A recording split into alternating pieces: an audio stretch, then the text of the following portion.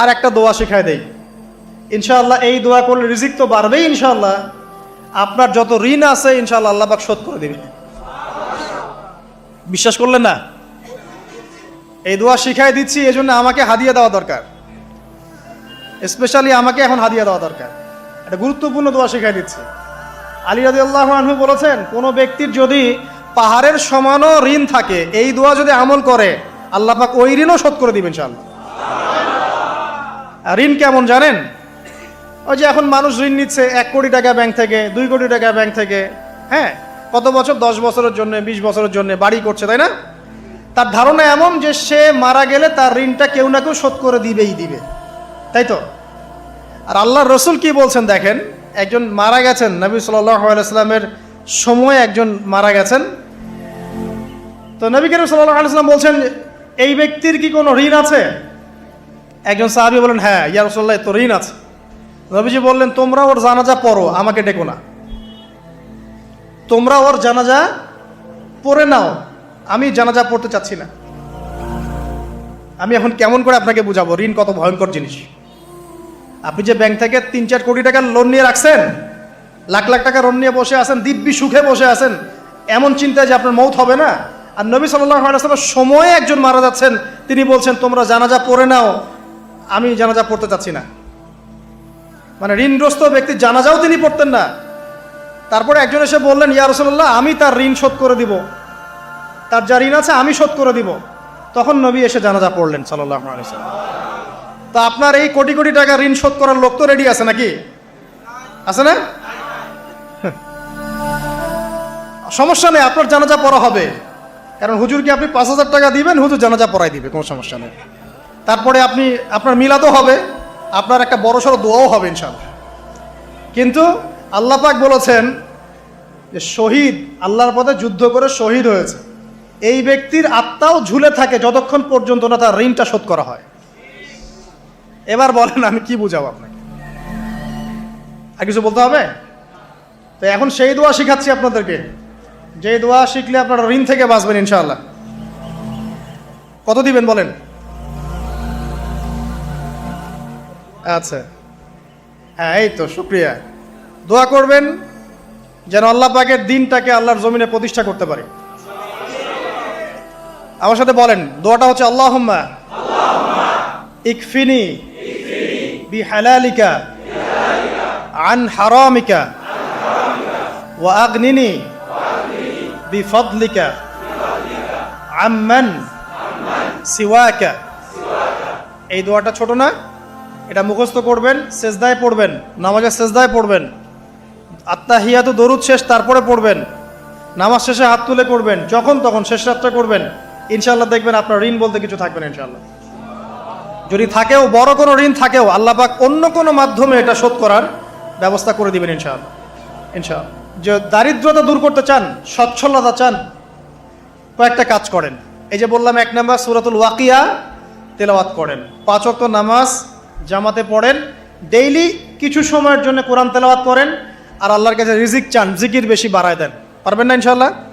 আমার জীবনে এমন ঘটনাও ঘটেছে, এটা এখন গল্পটা মনে পড়ে গেল তাই বলছি, যে 1,20,000 টাকা ঋণ আছে আমার, শোধ করার কোনো অপশন নাই। আমার কাছে, আমার চোখে ধরা পড়ছে না যে 1,20,000 টাকা আমি কেমনে দিব। কি হলো, হঠাৎ করে আমরা একটা সার্কুলার দেখলাম যে সারা বাংলাদেশে ইসলামিক ট্যালেন্ট খোঁজা হচ্ছে। 2000, এটা মনে হয় 17 কি 18 সালের কথা, হ্যাঁ 18 না, আচ্ছা 18। তো হ্যাঁ, আলোকিতকে। তো এখন আমার ওয়াইফ বলছেন যে আপনি এটাতে অ্যাপ্লাই করেন। তো আমি অ্যাপ্লাই করবো, এটা তো আলেম ওলামাদের প্ল্যাটফর্ম, আমি এখানে জেনারেল থেকে আসা মানুষ কেমন করে কি। তো সে বলছেন না, আপনি পারবেন ইনশাল্লাহ, আপনি পড়াশোনা করেন, ইনশাল্লাহ পারবেন। তো আমি দেখছি আগে প্রাইস কি আছে, কষ্ট তো করবো, আগে দেখি পুরস্কারটা কি। তো পুরস্কারটা দেখছি যে একটা ওমরা করাবে। ওমরা করা তো যে কারোর জন্য একটা মানে স্বপ্নের ব্যাপার না, ওমরা করা তো সবাই আমরা খুব পছন্দ করি। আল্লাহ পাক আমাদেরকে বেশি বেশি ওমরা করার তৌফিক দেখ। আর লেখা আছে যে ফার্স্ট প্রাইজ 3 লাখ টাকা, second prize 2 lakh, third prize হচ্ছে 1 লাখ টাকা। তো সেটা আচ্ছা ঠিক আছে। তখন আমি একটা জবও করি, আমি কিন্তু চাকরিও করেছি এক সময়। তো এখন জব ছেড়ে দিলাম, জবে থাকলে আমার এখন পড়াশোনা হবে না।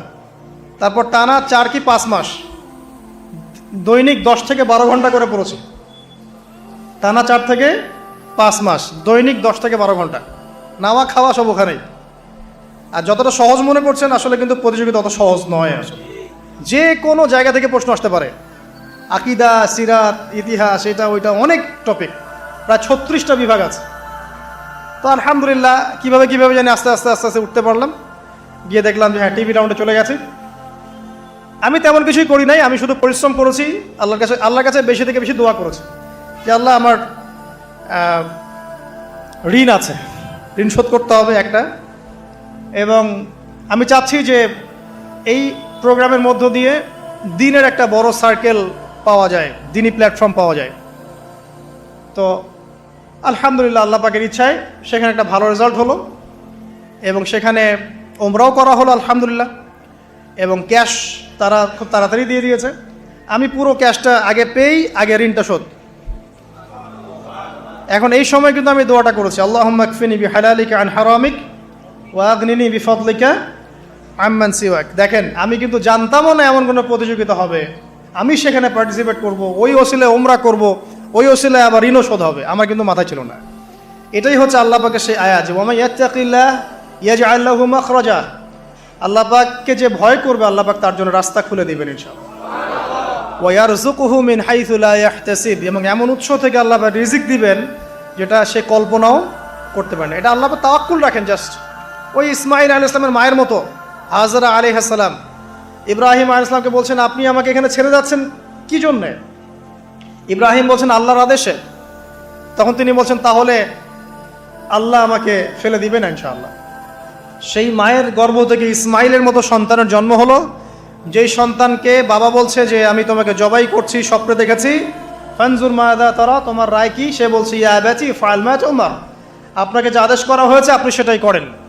সাতাজিদুনি ইনশাআল্লাহু মিনাস সাবিরিন, ইনশাআল্লাহ আপনি আমাকে ধৈর্যশীল পাবেন। দেখেন কোন মায়ের গর্ভ থেকে কোন সন্তান। তাকে কি বাবা মানুষ করেছিলেন? না, তাকে তার মা মানুষ করেছেন। তো ওই রকম তাওয়াক্কুলকারিনী হাজরা আলাইহিস সালামের মতো মা যদি ঘরে ঘরে থাকে, বোন আর স্ত্রী ঘরে ঘরে থাকে, তখন ইসমাইলি প্রজন্ম আসবে ইনশাআল্লাহ। আর আমাদের মতো এই যে এখন দেখছেন না কি হচ্ছে, মারামারি, কাপড় খোলা, কাপড় ছোট, ব্লাউজ সারা শাড়ি, কি চলছে মাশাআল্লাহ। মানে কি যে চলছে ভাই জগতে এখন, বলতেও গা গিনগিন করে, ভাবতেও গা গিনগিন করে। কিছু কিছু নসিহত করব, এটাতেও মন থেকে একটা বাধা চলে আসে যে আসলে কি করব, কি বলবো। মানে একটা বিষয় থাকে না যে পরিস্থিতি এমন খারাপ যে কথা বলার ভাষ্য থাকে না এমন একটা, যে আপনি হতবাক হয়ে গেছেন, বাকরুদ্ধ, যা কি বলবেন। এখন এই বাকরুদ্ধ হওয়ার সময় চলতেছে, বাকরুদ্ধ হওয়ার সময়, মানে বলার আর কি নাই, কিছু নাই, কি বলবেন। আস্তে আস্তে কাপড় খুলতে খুলতে খুলতে খুলতে খুলতে খুলতে এখন বিকিনি পরে ঘুরতে চায়। এন্ড বলে যে কয়দিন পর বিকিনি পরেই ঘুরবে। দেখেন, মানে ওরা চায় যে পশ্চিমারা যেমনে চলে অমনেই চলুক সবাই। ওটা কি লজ্জাশীলতার পরিচয় হলো? আশ্চর্য একটা বিষয়। মানুষকে দেখেন, মেয়েরা কলেজে পড়তে গিয়ে মেয়েরা কি করতেছে এখন দেখেন, কলেজে পড়তে গিয়ে মেয়েরা কি করতেছে দেখেন। আর আপনি আপনার মেয়েকে কলেজে ওখানে পড়তে পাঠাচ্ছেন, ওখানে হোস্টেলে রাখছেন, যেখানে একটা মেয়েকে নবী সাল্লাল্লাহু আলাইহি ওয়াসাল্লাম মাহরাম ছাড়া সফর করতে নিষেধ করছেন, সেখানে আপনি আপনার মেয়েকে কোন শিক্ষায় শিক্ষিত করার জন্য রাতের পর রাত সেখানে কাটাচ্ছেন?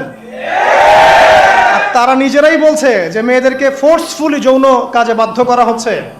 মানে ইজ্জত চলে যায়, যাক ভাই আমার সার্টিফিকেট চাই বিষয়টার, নাকি ইজ্জত যাক, কতজন আমার সাথে কি করে করুক, বাট আমার একটা সার্টিফিকেট চাই, একটা অনার্সের একটা মাস্টার্সের সার্টিফিকেট চাই। এটা দিয়ে আমি বিসিএস ক্যাডার হব, এটা দিয়ে আমি প্রাইমারি স্কুলের টিচার হব, এটা দিয়ে আমি জাতি গঠন করবো, নাকি?